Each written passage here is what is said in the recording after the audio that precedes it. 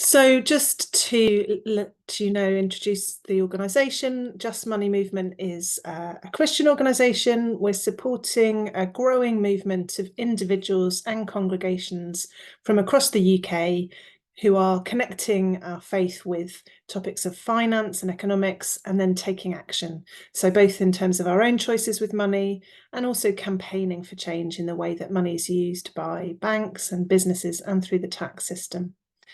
This event today is part of our work seeking to resource the church to think and act from a Christian perspective on money and finance and the economy.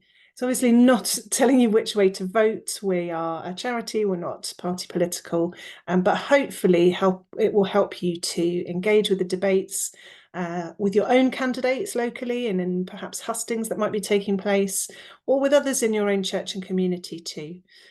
So hopefully there'll be plenty of time for you to think and ask questions, but we're going to go through some of the topics that are covered in the briefing. I'm going to hand over to Matt now to introduce that briefing more fully. Thanks very much, Sarah. And she's said some of this already, thankfully, but just to explain a little bit of what this briefing is for and why we've decided to produce it.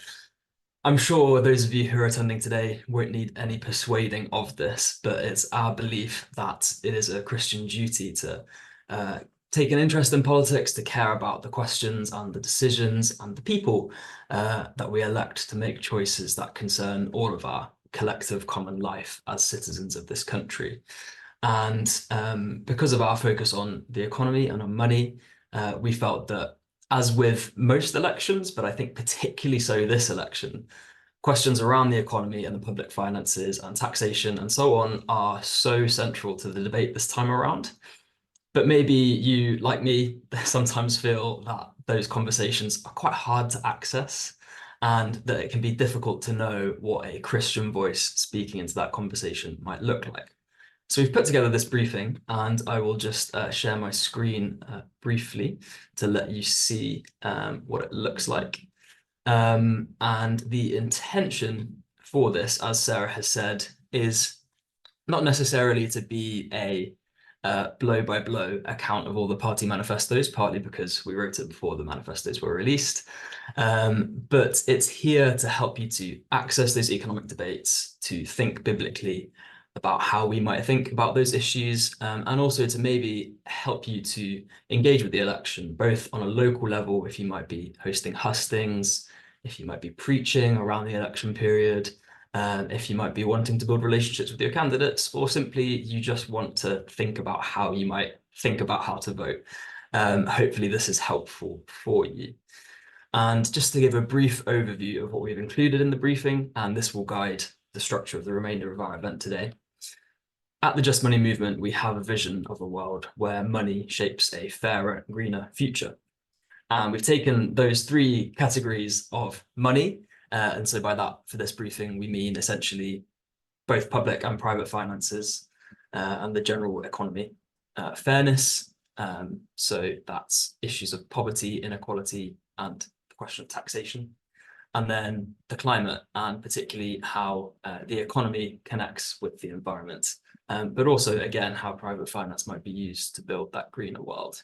And in each section, as you can see on my screen here, we have a short reflection on why, as Christians, this subject matters, with a little bit of context for what's going on in that subject area at the moment. And then a short overview of what some of the parties have been saying on this question. As I said earlier, we wrote this before the manifestos were published, so we've tried our best to make them as relevant and up to date as possible, but there may be extra detail that we miss. And then a comment on what's being missed in the conversation. So here we're trying to use that kind of Christian emphasis for prophetic critique and prophetic engagement to offer an alternative view, to stand outside of the way that the world sees things, to see things through God's eyes, and to ask how might we have this conversation differently. And then we end with a suggestion of a question that you could ask of your candidates and an action that you can take to get involved in that area as well. And the briefing is available for you to download from our website. Bryn, if I could ask you to share that link in the chat now, but you should be familiar as it was the same link that you signed up for the event. And without further ado, I think we're going to jump into the content of the briefing itself. As I've said, we just want to introduce the topics and some of the ideas that we're putting forward as important for us to engage with. So various members of the Just Money team are going to come up and reflect on those 3 areas in turn for about 10 minutes each, beginning with myself. And I'm going to ask Sarah to join me on the spotlight to ask a few questions for the next 10 minutes on the subject of money. Thanks, Matt. So yeah, we're going to unpack a little bit that first section of the briefing on money. For the purposes of the briefing, this, as you've already said, Matt, means how government uses public money, decisions around tax, spending and borrowing, but also the financial sector and the impact that it has on the wider economy. Can you tell us why you think Christians should care about policy in these areas? Absolutely. Well, in some respects, it's quite an easy question to answer, because all you need to do is look at the news at the moment. Not only is it central to the debate around the election, but also the general headlines we've seen around the economy for the last few years, whether it comes to rising inflation, the cost of living crisis, all the debates we've had around GDP growth when Liz Truss was Prime Minister, but also I think we look around and we see the state of the public realm around us, how the conditions of our schools, our NHS, our local government are. And there's a real serious question that government needs to answer as they come into the next parliament, whichever party they are. Just a few stats. The Institute for Government have a performance tracker which concluded that 8 out of 9 of the key public services in the UK are worse or much worse than they were in 2010 as a result of austerity. And the Centre for Progressive Policy estimates that £142 billion a year will be needed by 2030 just to maintain public services at the current already struggling levels. Clearly, there's a challenge here, and as Christians, we are commanded to and encouraged to take care for those in our society who are vulnerable, who don't have the means, maybe the relationships, the family, but also the financial resources to take care of themselves. And so if we want to put those people at the center of our society, then there are some difficult questions to answer around public finances and the macroeconomy. So that's, in brief, part of the reason why we should engage. So very much connected to that and flowing on from it, from a theological perspective, what would you say that money is for, and what consequences does that have for economic policy?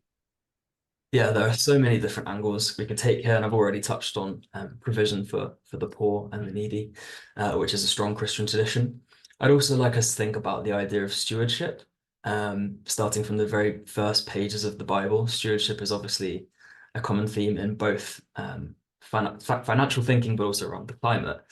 And one of the things I would like to draw out of that is that the command that's often quoted from God to Adam and Eve in the Garden of Eden, where the stewardship doctrine comes from, was to keep the earth and to work it, essentially to produce value from the resources that God had given them. So it's not just for us to steward and take care and conserve and to keep in its current state, but actually to get the abundance that God has provided for us in the literally the natural resource of the earth. And so I would make the case that a Christian approach to thinking about money is to recognize what it is, that it is a gift from God. It's not ours to keep and sit on and accumulate, but it's there to be used. And also that it's a resource. It's a constructive resource for the building of God's kingdom ultimately. And we think that a big part of that is a fairer and more just society. Great. We mentioned in the briefing, I think, this fiscal rules term that people might have heard of, and the Conservatives, Labour and the Lib Dems are all committed to maintaining the current fiscal rules with some variations. Can you explain what that means and whether you think it's useful or not? Yeah, I'll keep this very kind of brief because it can get technical. But essentially, the choices that governments make about where they raise money from, where they spend money, and how much of each of those totals are currently bound by a set of what we call fiscal rules, and the main one being the aim to have the share of national debt as a proportion of our economy falling over the course of a 5-year period. And I want to start this by saying that having fiscal rules in and of itself is quite a good thing, I think, because it does mean that you can have an element of planning and coordination, responsibility, and clear and easy measures to be accountable to. However, there are a number of different arguments that suggest that this particular target has been highly constraining of the Treasury, in that when they come to do their budget, currently twice a year, in autumn and spring, they need to make sure that their spending plans basically balance the books, that they're meeting these obligations. And one of the things we go into in the briefing is to open up the idea that this kind of balancing the books metaphor is not entirely helpful when it comes to public spending, particularly because it misses out the future impact that investment can have. And again, another statistic, according to the current spending plans that we have at the moment, which adhere to those rules, if the government is to keep to those targets in the next parliament until 2029, there are 13% cuts to those public services that are baked in that parties will have to account for. And so we need to ask the question of, in 5 years' time, do we want to continue to have our GP surgeries, our transport networks, our local authorities, social care, and all these other things continuing to worsen and struggle to meet demand? Or can we make a case where investment in the economy, and let's kind of ground that in human life, right? That's not just abstract money into certain projects. That's improving the things that we all need each and every day to have a flourishing life. In the same way that a business might take on a loan to invest in equipment, or a family might take on a mortgage to be able to buy a house. There are maybe different ways of thinking about that conversation that can help us to invest in the very fabric and the future of this country. So the more the parties have this debate, basically in terms of balancing taxing and spending, it can be quite constraining in terms of again, that kind of prophetic imaginary of what's actually possible.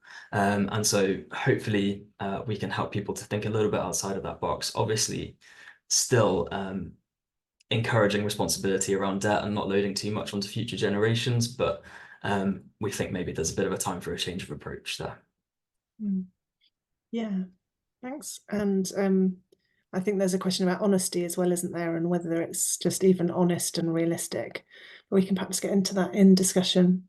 So far, you've been talking about money from the point of view of government, public finance and priorities. But thinking about private finance then, and this is my final question for you, how do you think the financial sector could be changed? What might we be looking for in ways that could help build as we're envisaging a fairer, greener economy? Yeah, there's a few specific things we mentioned in the briefing, and some also more specific proposals around green investment that we might touch on a bit later. I just want to make a general comment as well that building on what I said previously about public investment, there is also a case to be made for private investment into infrastructure around things like transport, the transition to renewable energy, all sorts of other things where public and private can work well together, and the government taking a lead on certain things that are maybe higher risk or maybe less financially lucrative to begin with can then open up the space for private investment to also contribute to our common good and building up of our society. So there's a general point there. But we also wanted to talk about reform of the financial sector, because there is a real problem in this country of financial exclusion. There are over 1 million people in the UK who don't have access to a bank account. And there's good evidence that this falls across racial and ethnic lines as well as across age. Lots of that's to do with the increasing closures of physical bank branches, the lack of access of people to get customer service from a real human being who can empathize and understand with your situation and offer you good advice. But it's also to do with this question of access to credit as well. So there are over 1 million people every year who are driven to dangerous loan sharks that only further tend to increase people's debt and drive them more into poverty. So, and also for small and medium enterprises who want to grow, who want to invest in their equipment, their technology, and so forth. It can be really difficult for them to get the loans that they need from the traditional financial institutions. So the Just Money movement are part of a campaign called the Fair Banking for All campaign, who are proposing a Fair Banking Act, which would require regular disclosure from the main financial institutions on exclusion, create a rating system, and encourage them to basically compete to improve their services, and also encourage smaller alternative provisions like credit unions, mutuals, cooperative societies, and so on, which we think are really great local, more personal, more communal ways of lending and offering credit to people to grow, because it's currently a really difficult environment for them. So that's just one example of how government policy, of how legislation that could be enacted by politicians can also have an impact on the private sector, so that we're not just thinking about what the government does with its own money, but we're also facilitating an environment where the private financial sector is also working for the good and not just for pure profit. Great, thank you. So that's an overview of money, the first topic in the briefing. We're going to swap roles now, aren't we? And you're going to... Yes, we are. Right, back to you. Great. So the next section of the briefing is on this question of fairness. And by that, we're generally reflecting on the state of poverty and inequality in the UK, which I'm sure is a central concern for many of us here, and the role of tax policy as well to impact upon that balance. So my first question, Sarah, fairness, equality, and taxation are all politically contested ideas.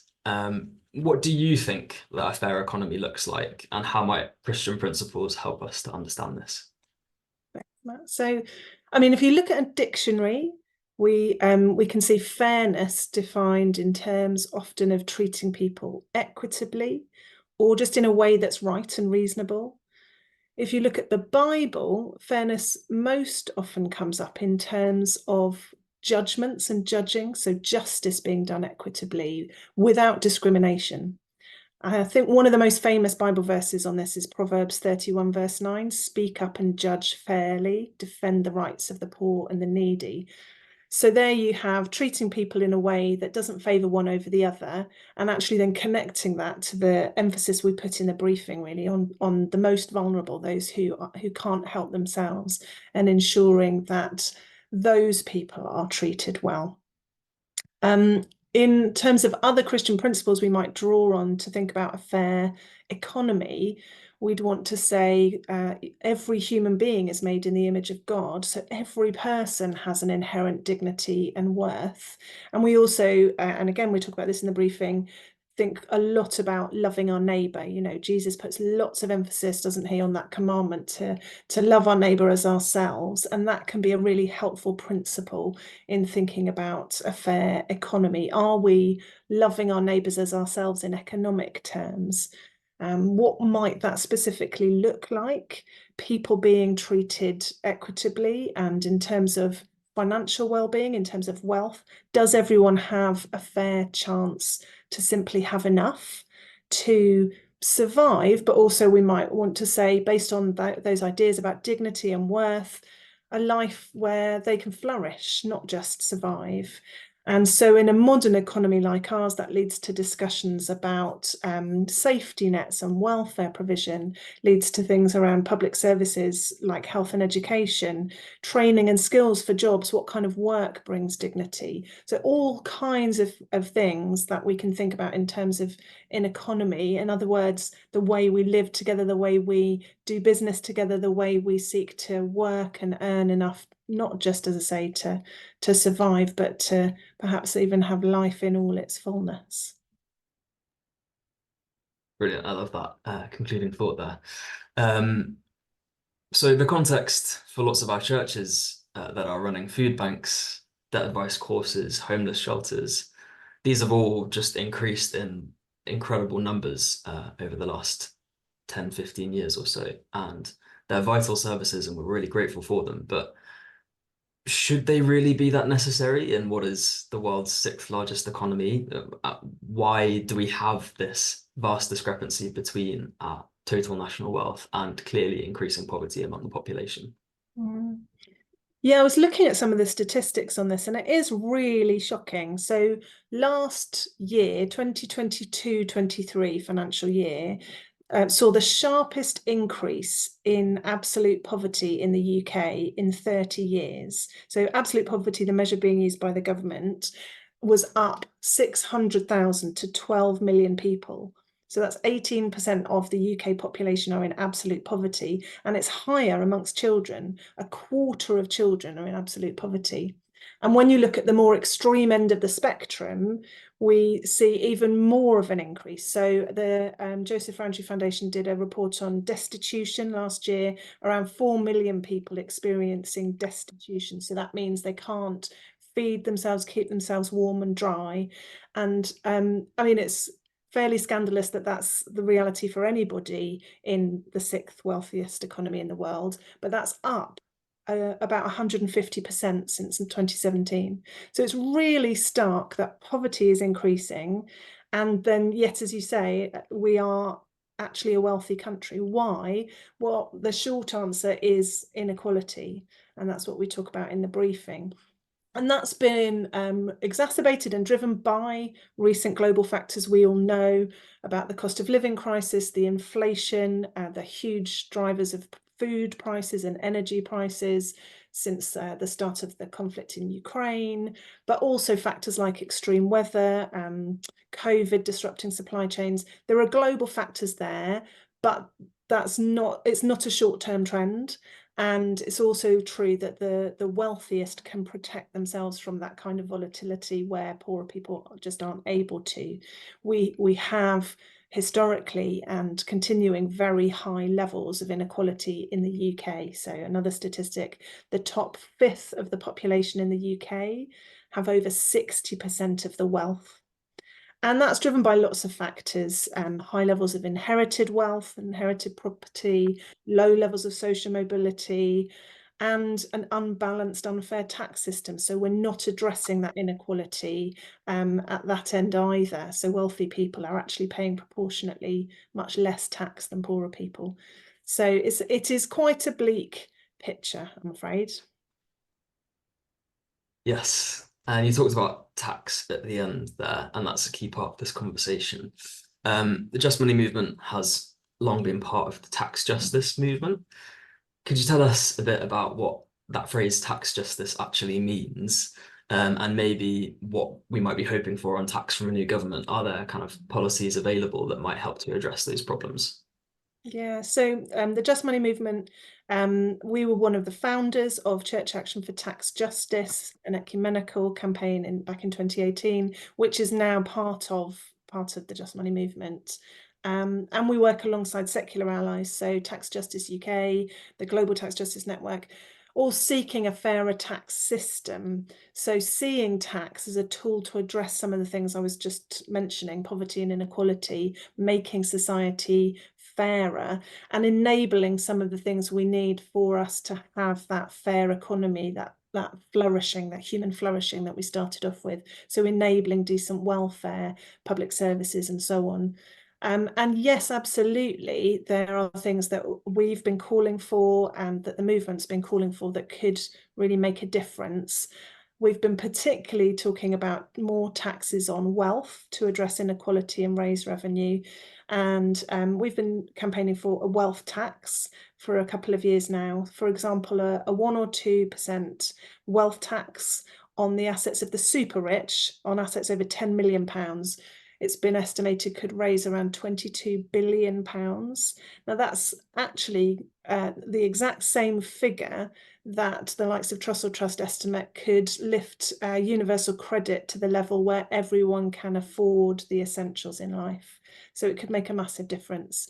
We've also looked at and would support reform of current taxes too. So there are things like equalising capital gains tax, because taxes on wealth are proportionately lower than taxes on work, closing some of the loopholes, tax havens, and so on.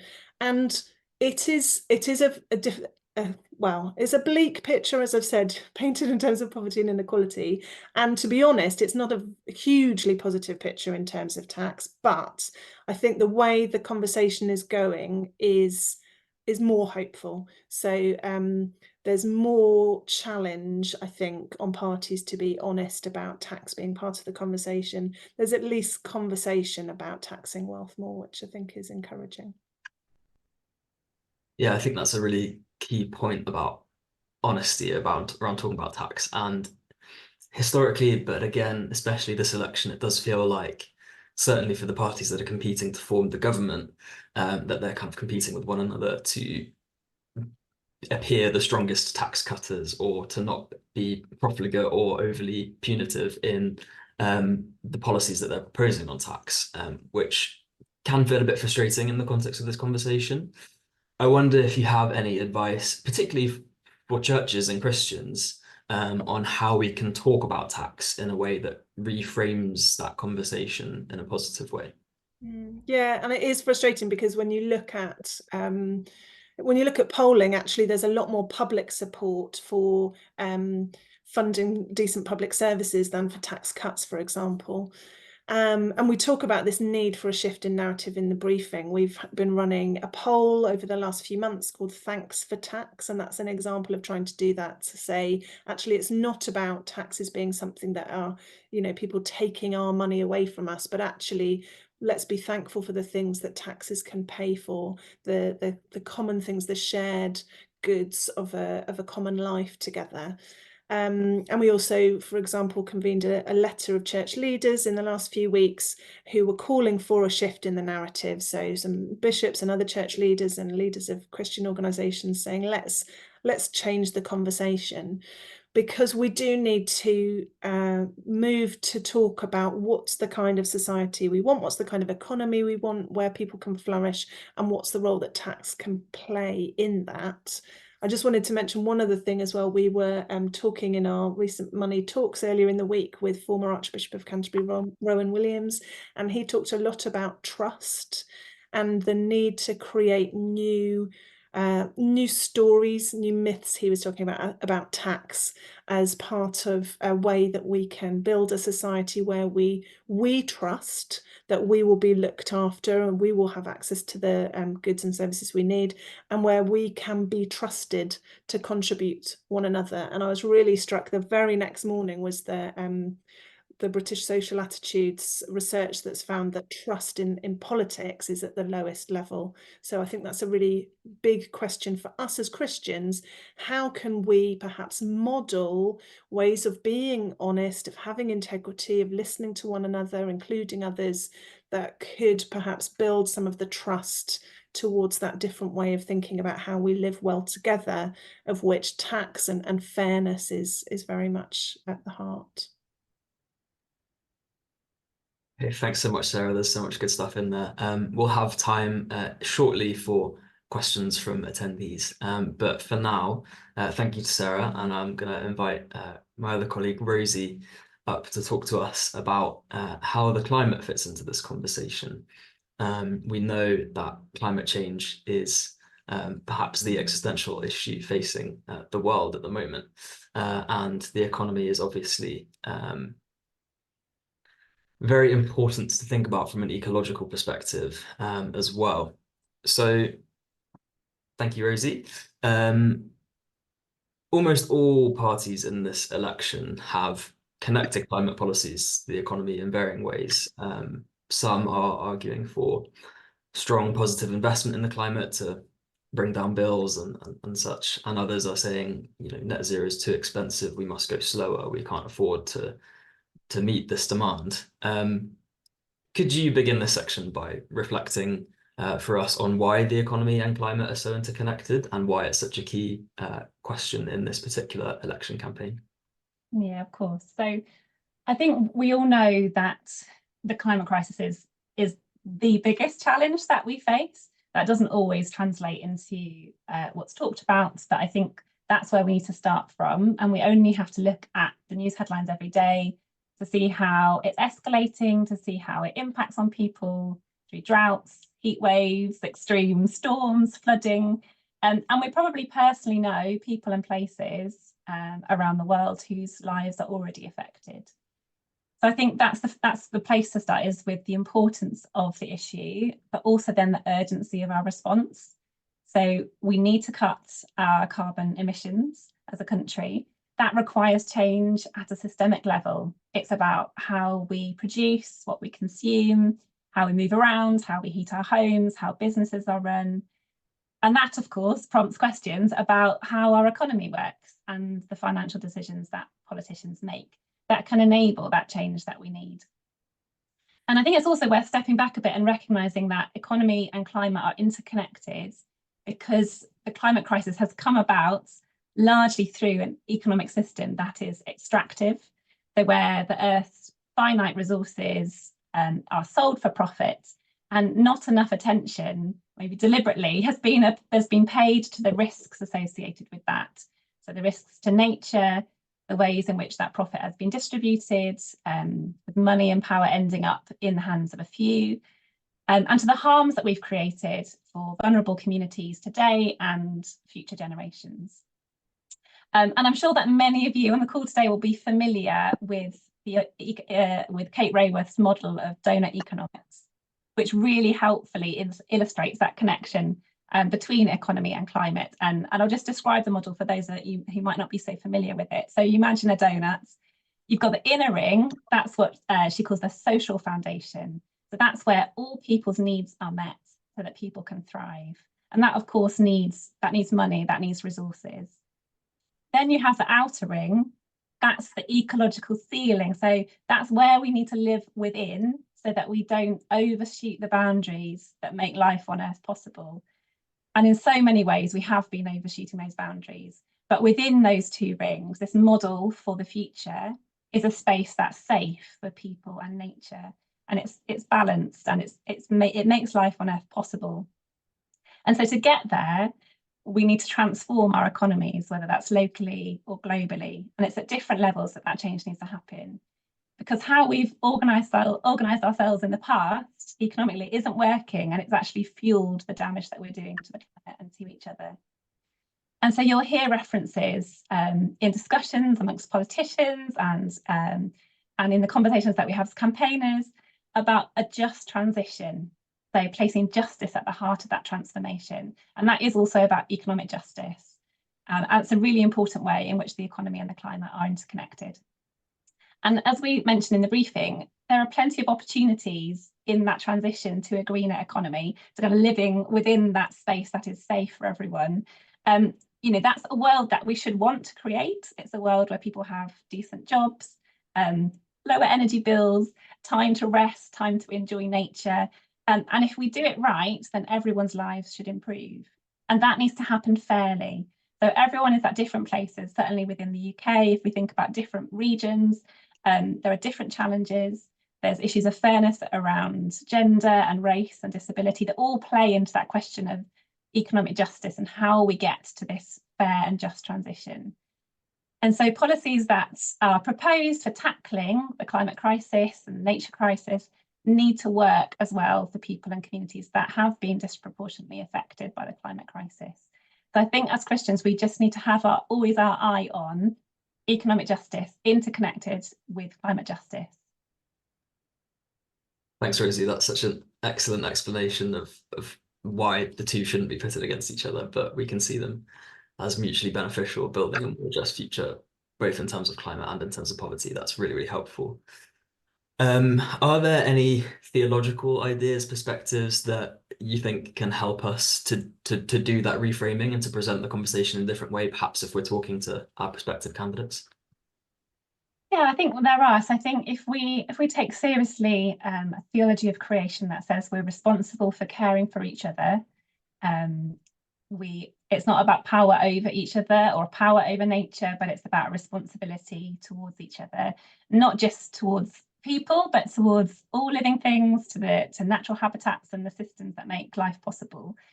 Then I think we're already thinking and talking in terms of interconnectedness and right relationships that are really important when we have those conversations around economy and the climate. We can ask questions that go beyond what does this policy or what does this party's proposals mean for me or for my household or even just like my nation. We can start to ask much broader questions around how particular policies impact on our neighbours locally and globally and on the whole of creation. So I think fundamentally it's about broadening the scope of what we think about when we think about, what kind of life do we want, or what kind of life do we want for everyone, for the whole of creation. And I think as well as Christians, I said we need to keep our eye on economic justice. We need to also think about racial justice. We think about the historical contributors that we've been to the climate crisis, damage that we've caused as richer nations. There's a responsibility there, and I think we need to speak out about that. That's about, maybe it's a confessional thing, it's about saying our own role in that and our own nation's role in that, kind of linked to colonialism and kind of the historic things that we've been involved in and how that plays out today. And I think as Christians, we also have this mandate to speak about hope and to preach about hope, and not just to speak and preach about it, but to be actively involved in creating that hope, so to be involved in creating more just institutions and structures and in the economy, whether that's in our own communities, like looking at new ways of sharing money and resources, championing what we see is good news in the way that businesses and banks behave. And that sometimes that might take more of a prophetic turning over the tables approach, so calling out what we perceive as unjust. But fundamentally, I think if we're thinking about this theologically, we need to speak about the economy as something that should serve the common good, so people and the whole of creation. And I think there are plenty of examples that we can point to that are kind of building blocks of that more sustainable economy that do serve the common good. And so wherever possible, point to those signs of hope, but also call out where we see those systems and structures that are unjust. Thanks, Rosie. It's like the voice of one in the wilderness calling, here's the way of the Lord. That's a great image. One last question for you, and you've touched on this a little bit already, but could you speak a bit about green finance in the financial sector? Is there anything that we can do as individual consumers or in terms of government policy that can help to shift the financial sector with all of its weight and all of its might into a greener direction? Yeah, so we recognise that money is going to be key to a just transition. So that's private finance and that's public finance. So I'll just start briefly with the money that we steward as individuals. So I don't think you'll find it surprising that I'm going to argue that we should all be making greener choices with our finances, where we bank, where we invest, who we choose as our insurer, where our pension is invested. This is very practical. It takes money out of fossil fuels, puts more money into climate solutions, and it supports and champions those providers and companies that are focused on shaping a greener future that we need more of. But we can't rely on those individual choices to shift the system alone. As we touch on in the briefing, we need better regulation of the financial sector so that all of our banks and all investors recognise the real and damaging climate risks of continuing to finance that high carbon economy, and the factors, they need to build that into their financing policies. So those greener financial choices that I've mentioned, they shouldn't just be an option for those who have the time and the wealth and the resources to do the research to make the changes.